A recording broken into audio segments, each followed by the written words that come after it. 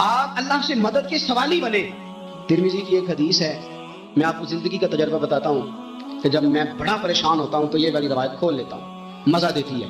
میرے نبی پاک علیہ السلام نے فرمایا, اپنے دکھ سیٹھوں نوابوں کو نہ کہنا, مالداروں کو نہ کہنا, ورنہ اللہ تمہیں کبھی غنی نہیں کرے گا.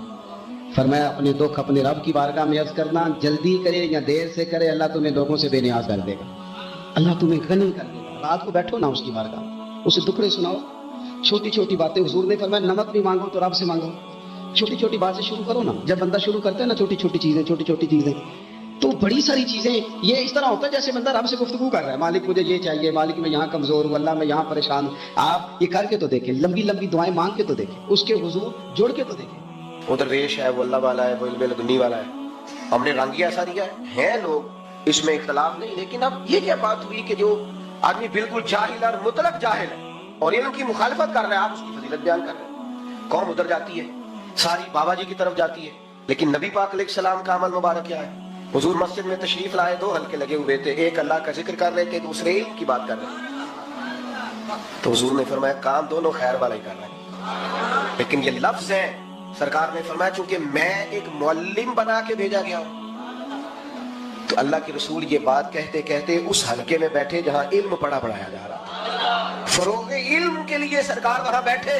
جو اہل ذکر ہیں ان کی کوئی مخالفت نہیں, لیکن درجہ دیکھیں کس کا, آگے دیکھیں کس نے بڑھنا. حضرت مجدد الفسانی رحمۃ اللہ علیہ مکتوبات شریف میں فرماتے تصوف اور طریقت کا لمبا چوڑا فلسفہ ہی کوئی نہیں, کوئی پیچیدہ مسئلہ نہیں, کوئی نقطہ نہیں ایسا جو بڑی پیچیدگی سے کھلے. 3 ہی باتیں, عقائد کی درستگی کے بعد صرف 3 باتیں ہیں, لمبا فلسفہ ہی نہیں. آپ فرماتے ہیں کہ تو اپنی ضرورت کے مطابق علم حاصل کرو, اور پھر جو سیکھا ہے اس پر عمل کرو. علم سیکھیں, اور علم پر پہلے تو لوگ دین ہی نہیں سیکھتے, اور اگر کبھی سیکھ لیں تو پھر اس پر عمل. ہمارے اساتذہ قبلہ فرمایا کرتے تھے, بندہ بڑا پڑھا لکھا ہو اور پھر بے عمل ہو, اس کی صحبت میں نہیں بیٹھنا. بڑی ڈگریاں رکھتا ہے پر بے عمل ہے, اس کے پاس بیٹھنے سے بچو. حضور کیوں فرمایا کرتے تھے جب بے عالم بے عملی کرتا ہے نا تو اپنی بے عملی پر بھی دلیلیں دیتا ہے, وہ زیادہ نقصان دہ ہو جاتا ہے. وہ کہتا ہے جی میں اس لیے کر رہا ہوں, اس کی یہ دلیل ہے, یہ دلیل ہے. وہ منطق فلسفہ ان چیزوں کا سہارا لے کر اپنی بے عملی پر بھی دلائل دے. لہذا فرمایا اس طرح کرو, اگر عالم بے عمل ہو تو بچو. داتا گاندھی بخش علی جویری نے پتہ کیا لکھا ہے کشف المحجوب میں؟ داتا صاحب فرماتے ہیں لوگ چلے پوچھنے آ جاتے ہیں, وظیفے پوچھنے آ جاتے ہیں. فرماتے ہیں لوگوں سے کہیں نا آگ پر چلو تو وہ چل لیتے ہیں پر اپنے علم پر عمل نہیں کرتے. آگ پر چلنا آسان ہے پر جو سیکھا ہے اس پر عمل. ولی کون ہوتا ہے؟ بس اپنے علم پر عمل کرے, اخلاص پیدا کرے, وہی ولی ہے. آپ نے جو سیکھا ہے بس اس پر عمل کریں, عمل والی زندگی اپنائیں, پریکٹیکل لائف میں آپ نافذ کریں ان چیزوں کو. اس کی ضرورت ہے تو آپ خود بخود محسوس کریں کہ سکون حاصل ہو گیا ہے, لیکن عمل نہیں کرتے لوگ. مزاج میں الفاظ کے گورکھ دھندے میں الجھے رہتے ہیں. بس وہ اپنی گفتگو کے زور پر لوگوں پر, آپ اچھی طرح سمجھ لیں کہ آپ جتنے مرضی بڑے پیر کے مرید ہو جائیں, جتنے بڑے مرضی استاد کے شاگرد ہو جائیں, گھر میں جا کے آپ لاکھوں فضیلتیں اپنے آستانے کی بیان کریں, لیکن اگر آپ بیوی کو گالی دیں گے تو اسی وقت کہہ دے گی یہ سکھایا تجھے تیرے پیر صاحب نے, یہ سکھایا تجھے تیرے استاد صاحب نے. لیکن اگر آپ کی اخلاقیات سنور جائیں گے, آستانے پر جا کر جو سیکھا ہے اس پر عمل کریں گے, تو پڑوسی کی ماں بھی کہے گی پتر میرے بیٹے کو بھی وہاں لے جا جہاں تو جایا کرتا ہے, بیٹھ جا بیٹا تشریف لائیں. وہ کیا کریں گے, وہ آپ کو کہیں گے اس تبلیغ کو اور زیادہ کریں, اور زیادہ عملی زندگی میں آپ آگے جائیں.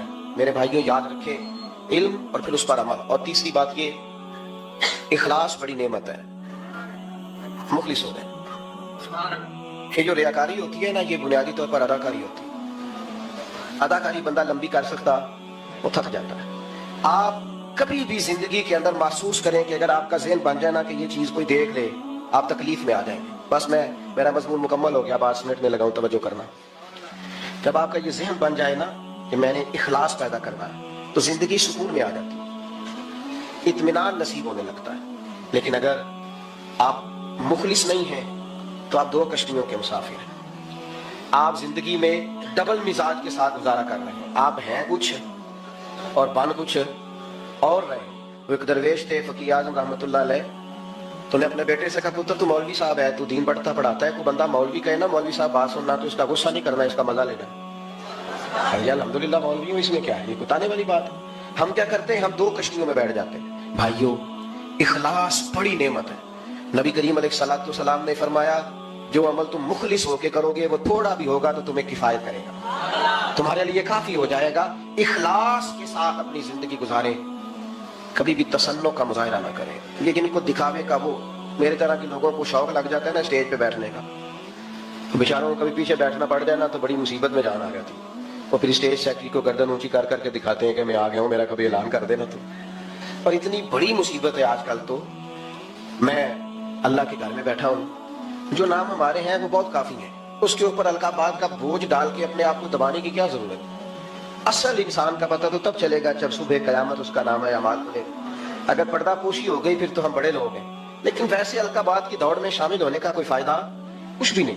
मन दानम के मन दानम जो हम हैं हमें पता तो है ही, तो इतना ऊंचा उड़े बंदा के बाद में गिरे तो नुकसान हो, ये भी ठीक है नहीं होता। मुखलिस बने, इखलास, हम ना बड़े दावे करते हैं, बड़ा कुछ दिखाते हैं, उसका नुकसान होता है। जिंदगी में उतना कहें जितना कर सकें। आखिरी गुजारिश मेरी आपकी खिदमत में ये है, मुझे कहा नहीं हजरत ने, ना किसी और ने, ना किसी और ने, सिर्फ मैंने आपसे इतनी बात करनी है, ये जो लोग दीनी मदारस चलाते हैं ना, इनके हाथ जरूर मजबूत करें। मैं किसी चंदे की अपील नहीं कर रहा, लेकिन इखलाकी मदद करें। जो आदमी सुबह से बैठ के दोपहर तक शाम तक पढ़ाता है, इखलाकी ताउन करें, मदारस के नुमाइंदे बने आप इनके। मैं ऐसा भी नहीं कहता कि मदारस में कमी कोई नहीं, जहाँ इंसान होते हैं वहाँ कमजोरियां भी होती हैं। आप आए जहाँ कमजोरियां हैं वहाँ मशवरा दें, लेकिन जितनी खिदमत मदारस कर रहे हैं ना, इंशाल्लाह ताला थोड़ा ही वक्त गुजरेगा आपको अंदाजा होगा, एमफिल में भी ज्यादा बच्चे आपको मदारस के मिलेंगे, पीएचडी में भी ज्यादा बच्चे आपको मदारस के मिलेंगे। हमारा मदरसे का बच्चा तो शरारत भी करे तो बड़ी पढ़ी लिखी करता है।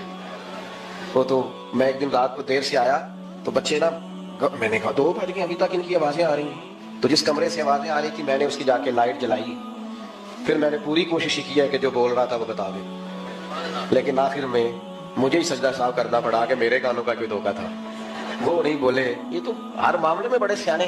तो मदारस में मजबूती है, बस फिक्री। इन बच्चों से भी मेरी अपील है कि आप ये रोना रोना छोड़ दें कि कौम इज्जत नहीं करती। किसने आपको कहा नहीं इज्जत करती? कौम तो पलकों पे बिठाती है। अब इससे निकल आए आप। और अगर कोई बिलफर्ज दुनियादार लिबरल इज्जत ना भी करे तो जरूरत क्या है, जब हुजूर ने फरमाया फरिश्ते तुम्हारे पैरों नीचे पर बिछा रहे हैं। ये शख्स जब दुनिया से गया है तो डट के गया है, ये डट के गया है दुनिया से। हज्जाज बिन यूसुफ रात को सोया तो तड़प के उठा, क्या हुआ? घर वाले कहने लगे क्या हुआ? कहने लगे सईद बिन जुबैर ख्वाब में आया और कहते हैं उठ मुझे बता, तूने मुझे क्यों कत्ल किया है, बता बता क्यों मारा। अगली रात फिर सोया तो वही ख्वाब, फिर सोया तो वही ख्वाब। गुनाह नफ्सियाती मरीज बना देता है, जुल्म तुझे मकबूतुल आवाज कर देता है। जब तू ज्यादती करता है तो अल्लाह फरमाते हैं कि मैं, तू अल्लाह को भूलता है, अल्लाह तुझे अपना आप भुला देता है। फिर तू भूल जाता है, फिर तू सीधे रास्ते पे चलता है पर भटक जाता है, फिर तू सही रास्तों का ताजुब करके भी गुमराह होता है, फिर तू रोज वही गाड़ी चलाता है, पर अब जब तू ब्रेक लगाता है तो नहीं लगती। जब गुनाहों के साथ तो मकबूतुल आवाज होता है तू रोज वो कारोबार करता है, लेकिन जब तेरे गुनाह तुझे घेर लेते हैं फिर उसी कारोबार में तू नुकसान उठाता है। हज्जाज बिन यूसुफ तड़पता है, रोता है, यहां तक कि बीमार हो गया। पेट में दर्द होती है, पता नहीं क्या हुआ, तकलीफ होती है, पता नहीं। सारे हकीम, तबीब, डॉक्टर कोई ना समझ सका कि बीमारी क्या है। जो बीमारियां खुदाई होती हैं उनका लोगों को पता, जो आजमाइशें रब की जानिब से होती हैं वो डॉक्टरों के हथे नहीं चढ़ती।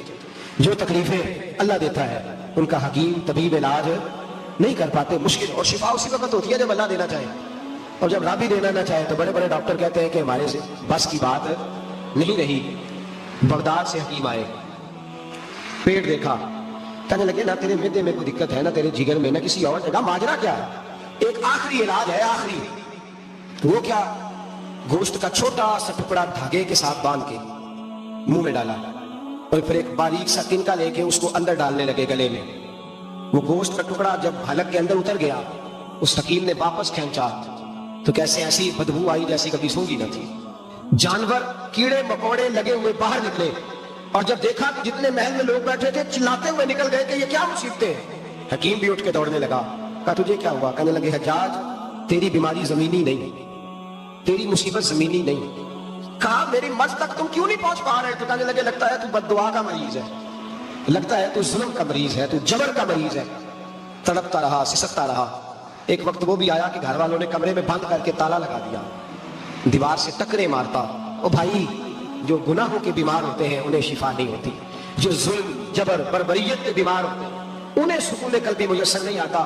दवाइयां उन बीमारियों की बनी हुई हैं जो बीमारियां जमीनी हैं, जो बीमारियां खुराक की बद परहेजी से होती हैं, जो गुनाहों की बद परहेजी से होती हैं, उनकी बीमारियां, उनकी शिफा तौबा है, उनकी शिफा रजू इल्लाह है, उनकी तौबा अल्लाह से माफी मांगने से शिफा होती है।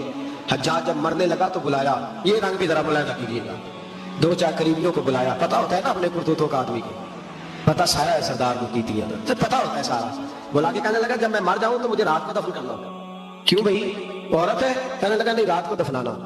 ठीक है, रात को दफना देंगे। फिर कहने लगा जब सुबह हो जाए तो सुबह होने से पहले पहले मेरी कब्र जमीन के बराबर कर देना, निशान मिटा देना।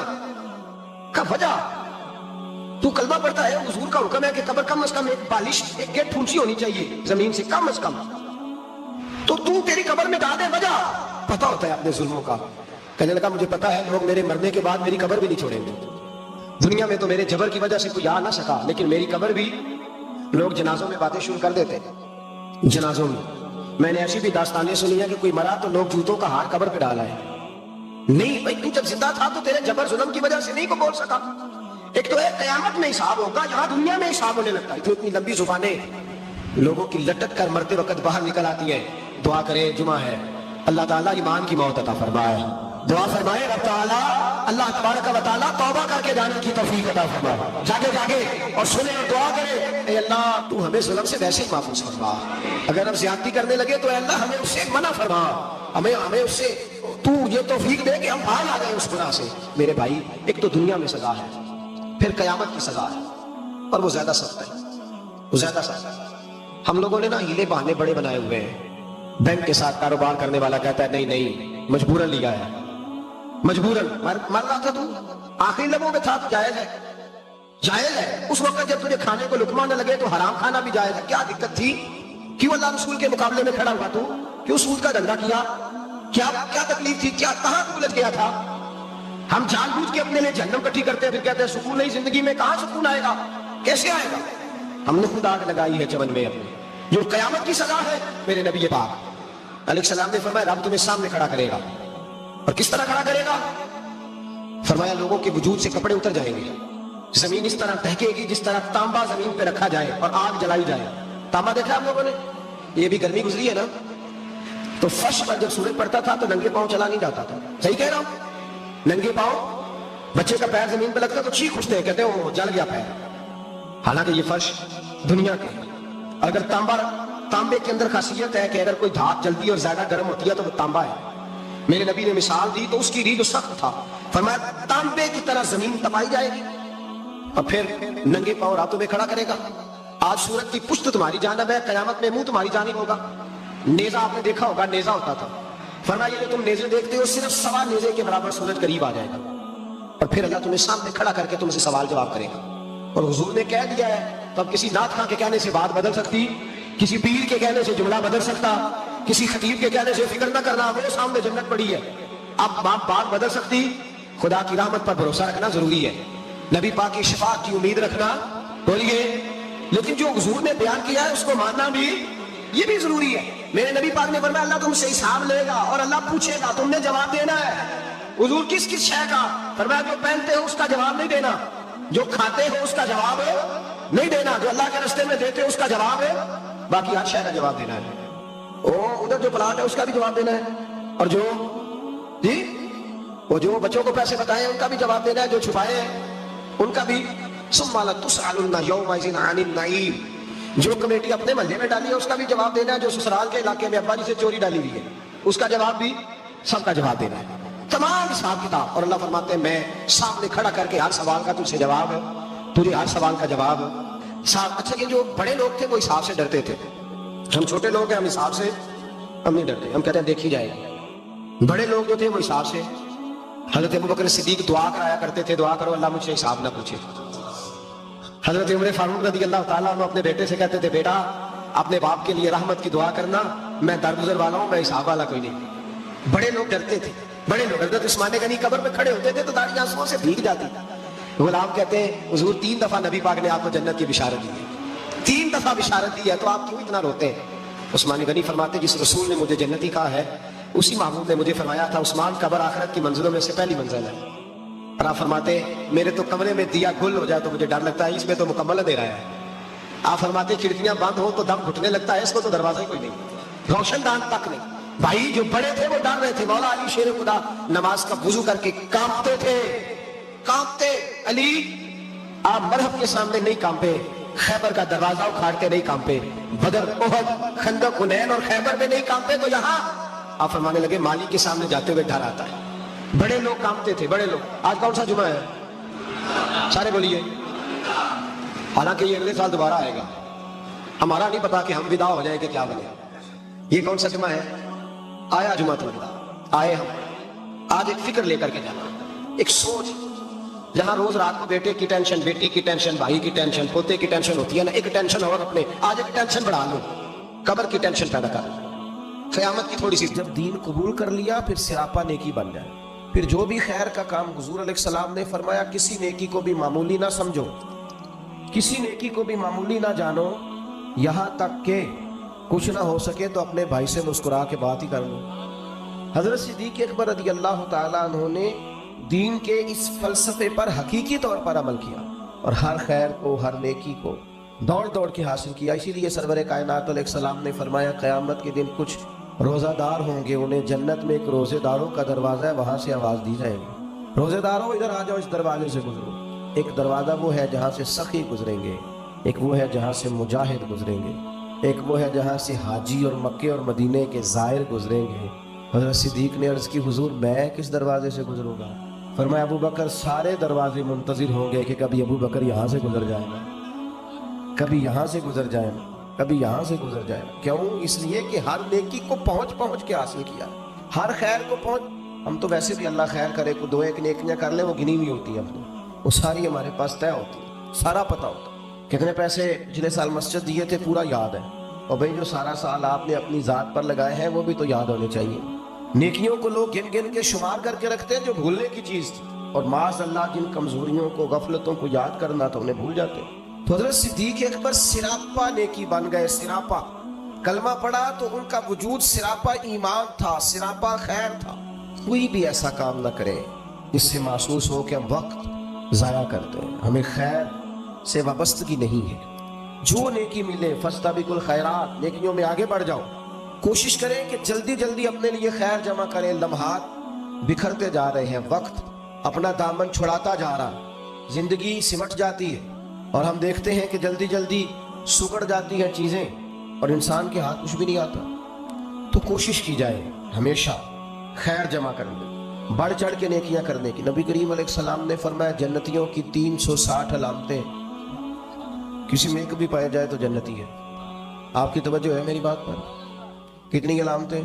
किसी में अल्लाह का, एक दुआ मांगने लगा वो आमीन कहना है, अल्लाह करे आप मोबाइल कम देखें और मेरी बात ज़्यादा सुने, आमीन तो कह दे, दुआ में तो शामिल हो जाओ यार, दुआ मांगिए। उन 360 ये सारी वही नेकियां हैं जो फैली हुई हैं। खैर करना, प्यार करना, इबादत करना, मखलूक की खिदमत में मशगूल रहना। फरमाया जन्नतियों की 360 अलामात है, एक भी पाई जाए तो बंदा जन्नती है। हजरत सिद्दीक अकबर का लहजा हमेशा धीमा रहा, बड़े वज़ादार थे।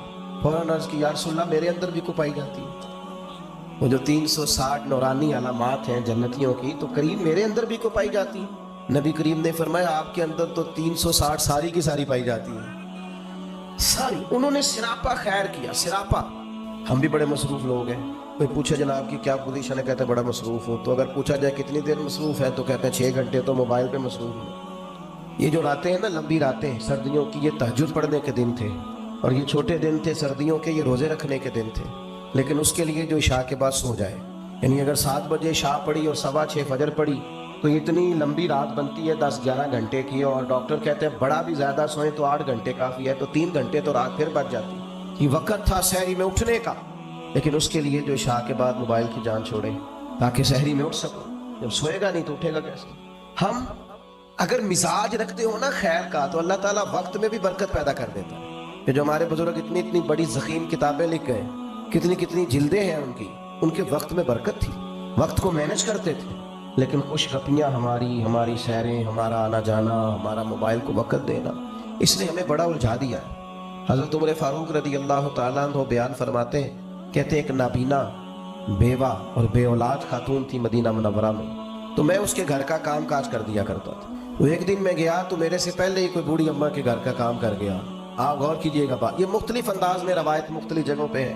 صاحب کنز المال نے اس طرح لکھی ہے جس طرح میں بیان کر رہا ہوں. کوئی مجھ سے پہلے سارے کام کر گیا. بھلا کام کیا تھے؟ گھر میں جھاڑو دینا تھا، برتن مانجنے تھے، پانی بھر کے لانا تھا. کوئی مجھ سے پہلے کر گیا. اگلے دن گیا تو پھر کوئی مجھ سے پہلے کر گیا. تیسرے دن گیا تو پھر. اب میں نے کہا ڈھونڈوں تو صحیح بندہ کون. فرماتے ہیں کہ میں چھپ کے بیٹھ گیا کہ میں دیکھوں تو صحیح کون ہے جو مجھ سے پہلے آتا ہے. تو کہتے ہیں سحری کا وقت تھا. امیر المومنین، خلیفۃ المسلمین، جانشین مصطفیٰ کریم صلی اللہ تعالی علیہ وسلم حضرت صدیق اکبر کا دروازہ کھلا. بیان ہو کس زبان سے مرتبہ صدیق اکبر کا کہ محبوب خدا محبوب ہے صدیق اکبر کا. حضرت ابوبکر صدیق رضی اللہ تعالیٰ عنہ کا دروازہ کھلا. امیر المومنین ہے، عالمی سطح کے کام کرتے ہیں، ایک بہت بڑی اسٹیٹ کے سربراہ ہیں، ایک اتنی بڑی اسلامی سلطنت کو لیڈ کرتے ہیں، لیکن اتنے بڑے ہونے کے باوجود یہ ذوق بھی برقرار ہے کہ کسی کے گھر میں جھاڑو دے سکتے ہیں تو دے دیا جائے. کسی شخص کے گھر میں اگر برتن کسی بوڑھی کے مانجنے پڑے تو کر دیا جائے. فرماتے وہ میں نے دیکھا تو حضرت صدیق اکبر تھے. سراپا خیر تھا ان کا وجود، سراپا خدمت تھا. ساری زندگی گزر گئی مذہب پہ بحث کرتے لوگوں کی، اس پر بھی بحث کر لو، اس پر بھی بحث کر لو، اس موضوع پر عمل کب کرنا ہے؟ ساری زندگی ابحاث ہوتی رہے گی. ساری زندگی صرف یہی مزاج ہوگا کہ دین کا کوئی موضوع ملے چلے علماء کریں گے حقاق کے حق کے لیے کبھی بات کرنی ہوگی، لیکن عوام کے اندر جو اتنی بحث ہوتی، عمل کب کرنا ہے؟ ساری زندگی صرف ابحاث ہوگی. بھائیو سنو، حضرت صدیق اکبر نے اپنے آپ کو سراپا خیر بنا لیا. اور تیسری بات جو آپ کی خدمت میں عرض کرنی ہے وہ یہ ہے کہ حضرت صدیق اکبر کے مزاج میں ڈٹنا تھا، ڈٹ جاتے تھے. اس دور کا سب سے بڑا المیہ یہ ہے کہ ہمارے ہاں استقامت نہیں ہے. کچھ دیر کے لیے لوگ کوئی کام کرتے ہیں پھر چھوڑ دیتے ہیں. ایک نوجوان مجھ سے کہنے لگا میں بڑے ہی کام کیے ہیں، کسی کام میں بھی کامیاب نہیں ہوا. میں نے کہا بس اسی لیے نہیں ہوئے. بڑے نہ کریں آپ کو یہ کریں، اس کو صحیح کر کے کریں، استقامت کے ساتھ کریں، روز کریں، پابندی سے کریں، اس پر محنت کریں، جد و جہد کریں. پتھر پہ پانی پڑے متصل تو بے شبہ گھس جائے پتھر کسے. ایک قطرہ قطرہ پانی مستقل پتھر پر گرے تو اس میں بھی سوراخ بن جاتا. تو آپ محنت کریں گے تو اللہ تبارک و تعالیٰ اپنے فضل سے نتائج عطا فرمائے گا. لیکن اگر محنت ہی نہیں کر رہے. حضرت صدیق اکبر کی طبیعت میں ڈٹنا تھا. انہوں نے کلمہ پڑھا، پھر بڑی آندیاں چلی، بڑے طوفان آئے، بڑا ٹکراؤ پیدا ہوا، بڑے حالات خراب ہوئے، لیکن حضرت صدیق اکبر ڈٹے رہے. حضرت صدیق اکبر نے نبی پاک کا ادب کیا صلی اللہ تعالی علیہ وسلم تو جناب صدیق نے ڈٹ کے کی. دنیا میں ایک فلسفہ بیان کیا جاتا ہے کہ جو زیادہ قریب رہتا ہے وہ ادب چھوڑ جاتا ہے. یہ بات غلط نہیں ہے، ایسا ہوتا ہے. جن لوگوں جو زیادہ قریب رہتے ہیں، جو زیادہ جن کو قربت ملتی ہے، کوئی چیز جن کو آسانی سے میسر آ جاتی ہے، وہ اس کی قدر نہیں کرتے. ہوتا ہے کہ زیادہ قریب میں رہنے والے لوگ اکثر قدر کر چھوڑ دیتے. لیکن حضرت صدیق اکبر کا کمال ہے، انہوں نے دنیا کا یہ فلسفہ ہی غلط کر دیا. انہوں نے کہا قریب بھی سب سے زیادہ میں رہا ہوں اور احترام بھی سب سے زیادہ میں نے کر کے دکھایا. قرب بھی سب سے زیادہ، ادب بھی. سب کوئی باہر سے آتا تھا تو حضرت صدیق اکبر اسے کونے میں لے جاتے تھے، پہلے نبی پاک کا ادب سکھاتے. کہتے یہ بڑی نازک بارگاہ، ادب گاہ ہیست زیر آسماں از عرش نازک تر، نفس کن کردمی آیت جنید و با یزیدی جا. کونے میں لے جاتے اور حضور کا ادب سکھاتے. استقامت کے ساتھ خدمت کی، استقامت کے ساتھ دین پر ڈٹے رہے. اور جب نبی پاک صلی اللہ تعالی علیہ وسلم کا وصال ظاہری ہوا تو امت پر بڑا کٹھن وقت تھا. کچھ قبائل نے انکار کر دیا معاذ اللہ زکوٰۃ دینے سے، ارتداد کی طرف بڑھنے لگے. ایک لشکر سرکار نے روانہ کیا تھا. بعض لوگوں کی رائے ہوئی کہ اس لشکر کو ابھی نہ بھیجا جائے. اس وقت جو ڈٹ کر میدان میں کردار ادا کیا ہے وہ سیدنا صدیق اکبر نے کیا.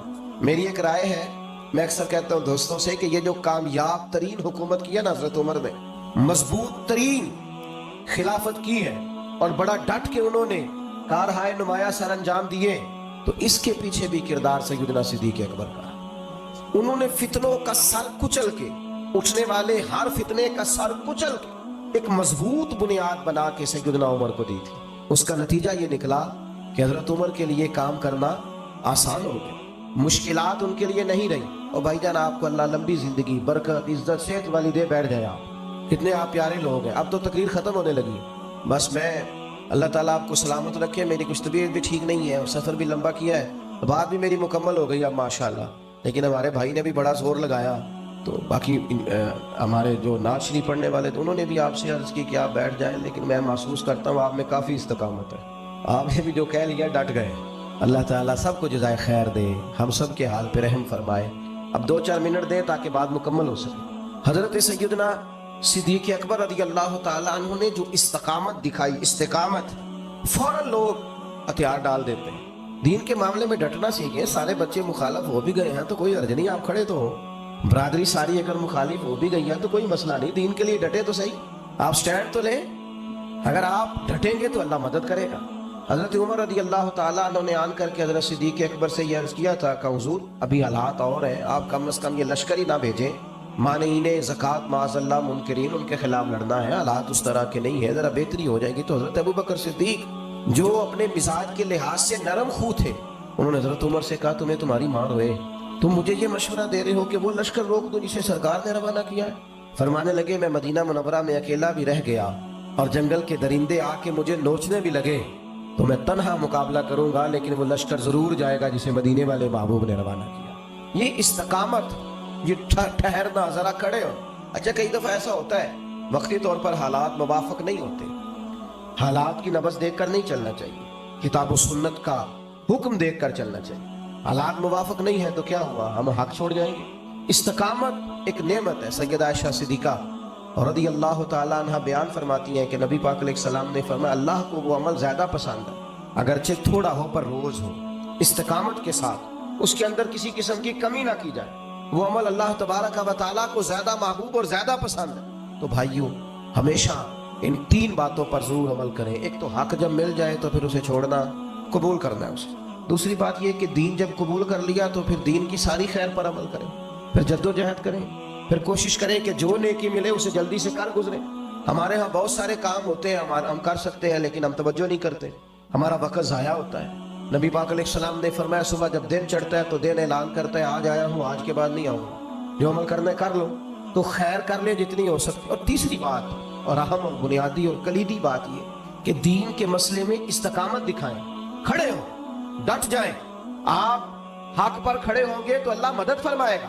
ذرا سی بات ہوتی ہے نا شادی کے موقع پر کہ میں بھائی یہ بینڈ باجا، یہ عورتوں کی مووی، یہ تماشا میں نہیں کرنے دوں گا، اتنی سی جرت بھی لوگ نہیں کرتے، اپنے گھر میں نہیں کر سکتے۔ وہ جو سب کو دین نافذ کرنے کی بات کر رہے ہوتے ہیں وہ اپنے گھر کے اندر اتنا نفاذ نہیں کرا سکتے۔ ویسے کوئی دوست ملنے آئے تو ڈرائنگ روم میں آئے گا، مووی والے کو اجازت ہے، وہ سب بیویوں کے بیچ گھوم رہا ہے، معاذ اللہ، ہمیں خیال ہی نہیں آ رہا کہ یہ اتنا بڑا ہم بربادی والا کام کر رہے ہیں۔ پہلے تو کچھ شادیوں پہ جانے کا موقع ملتا تھا تو مردوں عورتوں کے بیچ ایک پردہ لگا دیا جاتا تھا، اب تو چند شادیوں کے بارے میں خبر ملی تو پردہ بھی اٹھ گیا، اب سب اکٹھے بیٹھتے۔ اکبر الہآبادی نے کہا تھا بے پردہ کل نظر آئی جو چند بیبیاں، وہ اکبر زمین میں غیرت قومی سے گڑ گیا، پوچھا جو ان سے بڑھ کے کہ تمہارا پردہ کدھر گیا، کہنے لگی وہ عقل پہ مردوں کی پڑ گیا، مردوں کے عقلوں میں پڑ گیا، ہم اب پردہ نہیں کرتی۔ آخری گزارش میری آپ سب حضرات کی خدمت میں، وہ آپ نے نہایت توجہ سے میری بات کو سننا ہے۔ صحابہ اور اہل بیت کے معاملے میں اپنے آپ کو حساس بنائیں، کسی شخص کی کسی کمزور بات کو کبھی نہ سنیں۔ حضور کے جمیع صحابہ وہ سارے آسمان ہدایت کے ستارے ہیں، اور میرے اعلیٰ حضرت فرماتے ہیں نبی پاک کی نسل میں ایک ایک بچہ نور کا ہے، تیری نسل پاک میں ہے بچہ بچہ نور کا، تو ہے عین نور تیرا سب۔ اس کمزوری سے بچیں۔ ہم نے ان کی پیروی کرنی ہے کہ ان پر بحث کرنی؟ ہمیں تو کہا گیا تھا ان کی پیروی کریں۔ آپ نے کبھی دیکھا ہے کہ اسٹوڈنٹ کلاس میں بیٹھے ہو، ٹیچر پڑھانے کے لیے آئے تو وہ کہے کتابیں کھولے تو ٹیچر جواب میں کہے جناب، وہ شاگرد جواب میں کہے کہ آپ یہ بتائیں کہ آپ کی تعلیم کتنی ہے۔ یہ شاگرد کو اجازت ہے کہ وہ کھولتا پھرے، وہ کہے جناب آپ بی اے ہیں تو بی ایڈ بھی ہے کہ نہیں، اور اگر بی ایڈ بھی ہے تو بتائیے کہ آپ سفارش پہ ہیں کہ میرٹ پہ ہیں۔ یہ سوال کرنے کی اجازت دیتا ہے ٹیچر؟ وہ کہتا ہے تو کتاب کھول اور سبق پڑھ، تو سبق پڑھ۔ یہ مجھ سے پوچھیں گے، ہیڈ ماسٹر صاحب پوچھیں، پرنسپل صاحب پوچھیں تو کون ہے؟ وہ شاگرد ہے؟ تو بھائی صحابہ کے مشاجرات میں پڑھنے کی اجازت نہیں ہے۔ ہم نے تو ان سے فیض لینا ہے، ہم نے تو سیکھنا ہے، ہم نے تو دیکھنا ہے کہ صداقت سیکھنی ہے تو آؤ دروازہ ابو بکر پر، عدل سیکھنا ہے تو آؤ دروازہ فاروق اعظم پر، شرم و حیا، وزاداری، حسن سیکھنا ہے تو آؤ نا سیدنا عثمان غنی کی بارگاہ میں آؤ۔ اور اگر ڈٹ کر جینا سیکھنا ہے، شجاعت سیکھنی ہے، فقاہت سیکھنی ہے، علم سیکھنا ہے، معرفت سیکھنی ہے تو آؤ سیدنا مولا علی کے دروازے پر۔ تو یہاں سے تو پانا ہے، سیکھنا ہے۔ ہم ابحاث میں الجھے ہوئے ہیں، اور پاک باز لوگوں کے بارے میں معاذ اللہ تعالیٰ ایسے لوگوں کی باتیں سنتے ہیں جو لوگ ہمارے دلوں میں وسوسہ اندوزی کرتے ہیں۔ تو میرے عزیز بھائیوں، حساس ہو جائیں اس مسئلے میں، تقوی کے ساتھ ان لوگوں کی زندگی کو لیں۔ اتنا بڑا خوبصورت اجتماع اللہ اپنی بارگاہ میں قبول کرے۔ آخر دعوانا الحمدللہ رب العالمین۔ سلام ہوگا، مفتی صاحب دعا کریں۔